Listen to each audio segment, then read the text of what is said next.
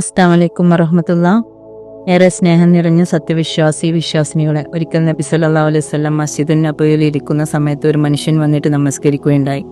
എന്നിട്ട് ആ മനുഷ്യൻ നമസ്കാരം കഴിഞ്ഞ് തിരിച്ചു വരുന്ന സമയം പ്രവാചകൻ തടഞ്ഞു നിർത്തിയിട്ട് പറയുന്നുണ്ട്, നീ നമസ്കാരത്തെ വീണ്ടും നമസ്കരിക്കുക.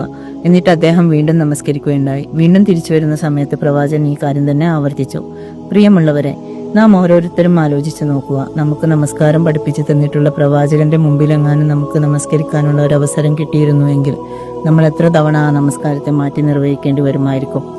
അത്രത്തോളം പ്രവാചകൻ ഏറെ പ്രാധാന്യം നൽകിയിട്ടുള്ള കർമ്മങ്ങളിൽ ഏറ്റവും പ്രധാനപ്പെട്ട കർമ്മമാണ് നമസ്കാരം. സൂറത്ത് തോഹയിൽ അള്ളാഹു പറയുന്നു, ഫഅബ്ദിനി വഅഖിമിസ് സ്വലാത്ത ലിദിക്രി, എന്നെ ഓർക്കാൻ വേണ്ടി നിങ്ങൾ നമസ്കരിക്കുക. പലപ്പോഴും നമ്മുടെ നമസ്കാരത്തിൽ പോലും നമ്മൾ അള്ളാഹുവിനെ കുറിച്ച് എത്രയാണ് ഓർക്കുന്നത് എന്ന് സ്വയം പരിശോധിക്കുക.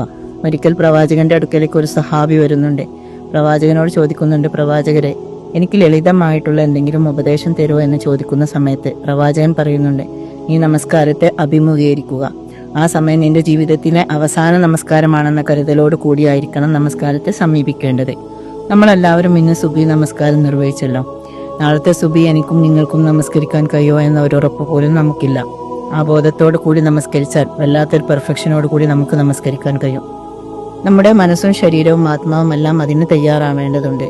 എന്നാലേ അള്ളാഹുവിന്റെ അടുക്കൽ ഉയർന്ന മാർക്ക് ലഭിക്കൂ. ഇവാലുവേറ്റ് ചെയ്യുമെന്നറിഞ്ഞാൽ കൂടുതൽ പെർഫെക്ഷനോട് കൂടി ആ കാര്യം ചെയ്തു തീർക്കാൻ നമ്മൾ ശ്രമിക്കാറുണ്ട്. അതിനേക്കാൾ പ്രതിഫലമുള്ളതും ഒരു മുസ്ലിം ആദ്യ വിചാരണ നേരിടുന്നതുമായ നമസ്കാരത്തെയും നമ്മുടെ ഓരോ നീക്കങ്ങളെയും പടച്ചറബ് കൃത്യമായി തന്നെ ഇവാലുവേറ്റ് ചെയ്യുന്നുണ്ട്. ആ സമയത്ത് ഒട്ടും മാർക്ക് കുറയാതെ ഉയർന്ന മാർക്ക് കിട്ടണമെങ്കിൽ നമ്മുടെ നമസ്കാരത്തിൽ ഭക്തിയോടുകൂടിയും എൻ്റെ നാഥനോടുള്ള സംസാരത്തിലാണെന്ന പേടിയും ഉണ്ടാവേണ്ടതുണ്ട്. നാം നമസ്കരിക്കുന്നത് അലസരായിക്കൊണ്ടും ആളുകളെ കാണിക്കാൻ വേണ്ടിയും ആവരുത്. ഫാത്തിഹയുടെ അർത്ഥം പോലും അറിയാതെ ഇന്നും നമസ്കരിക്കുന്ന ആളുകൾ നമുക്കിടയിലുണ്ട്. ഒരു മാറ്റത്തിന് വേണ്ടി തയ്യാറെടുക്കുകയും അതിനുവേണ്ടി പ്രാർത്ഥിക്കുകയും ചെയ്യുന്നതോടൊപ്പം നാഥന്റെ മുമ്പിൽ വിചാരണ നേരിടുമ്പോൾ വിരൽ കടിക്കുന്നവരാവാതെ ആത്മാവുള്ള സ്വീകാര്യമാവുന്ന നമസ്കാരം നിർവഹിക്കാൻ നമുക്ക് കഴിയട്ടെ.